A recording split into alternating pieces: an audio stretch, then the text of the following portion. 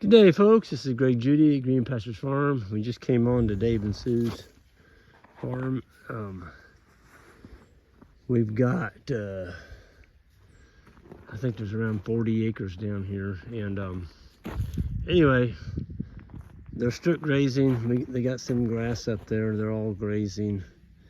And we had some of that old 2-year-old hay left up there. I'm going to get rid of that. I don't want to carry it over for next winter. So the boys went to get a bale of that.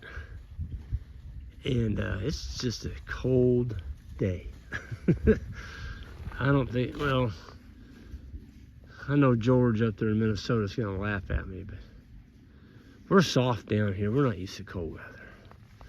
Anyway, I just took all the ice off. There was about an inch of ice on this tank when we came to it. We don't drain our tanks in the wintertime.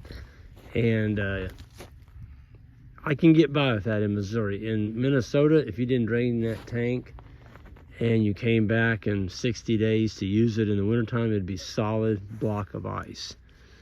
But here, we're pretty fortunate. I am going to extend that float. I'm going to bring it up higher tomorrow when I bring some gloves. Whew, that water's cold. I tried to throw some out of there by hand and I stopped. I went and got one of them. That pitchfork, it works slick for throwing that ice out of there. You don't have to get your hands cold that way. So, threw all the ice off. Move my pitchfork back so the cows, if they do come up here to drink, they don't step on it. And we've got rock base underneath that with the landscaping timbers. And then there's rock right here, all the way around it. And it's a good solid footing. Cows can drink, they don't have to fight the mud. And I don't like cows in mud. You know, you get that mud froze. You get that mud froze between the toes of your cows. And it's just not a good thing. Not in the wintertime. I like to keep the hair and the feet, everything clean.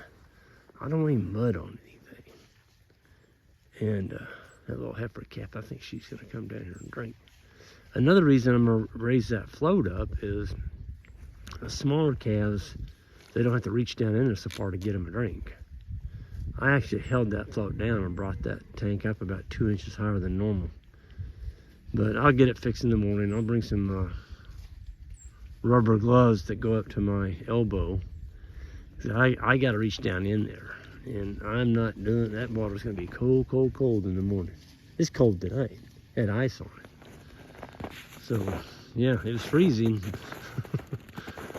But we're getting ready to go into Ryan's in the morning. We got the hay field that Ryan, we buy the hay from him and then we stack the hay off to the side and then we feed it right back onto the hay field that we purchased it from. So the nutrients are going right back onto the land. And it did really well this year.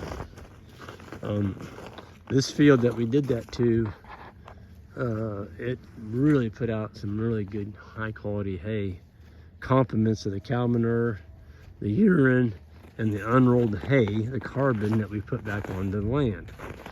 So just by grazing it this last winter, there's getting to be more diversity over there now.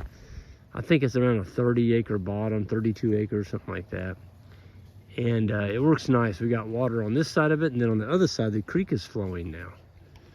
With all this snow we got yesterday, a lot of it was wet. It rained all day yesterday. Just a light rain that just soaked us. I mean, I got on 1, 2, 3 layers. I went through 2 pairs of gloves with hand warmer. I mean, you just couldn't stay dry. And we were trying to, you know, basically fight a small blizzard, if you want to call it that. There was a lot of people went off in the ditch. We saw a car today just wiped out. I mean, the guy flipped it, went through a fence, he hit a culvert. I mean, destroyed the car. Absolutely destroyed it. And he's just going too fast. I mean, to get that kind of speed, he was off in the farmer's field probably 40, 50 feet after he went through the fence. I love watching cattle drink. You know, good quality water going into your cattle. That's what you like to see.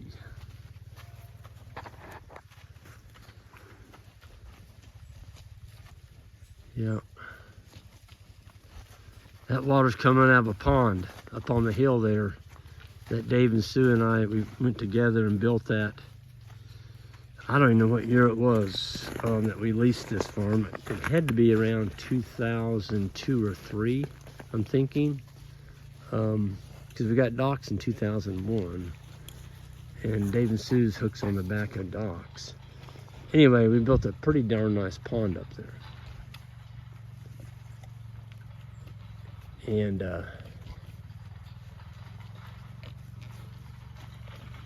they got a bale? No, they don't have a bale on there. They've already unrolled it. But I'm gonna get going. We gotta put in some paddocks here in a little bit and enjoy the rest of the evening with the cows on this cool, brisk night, watching them fill up on water. And yeah.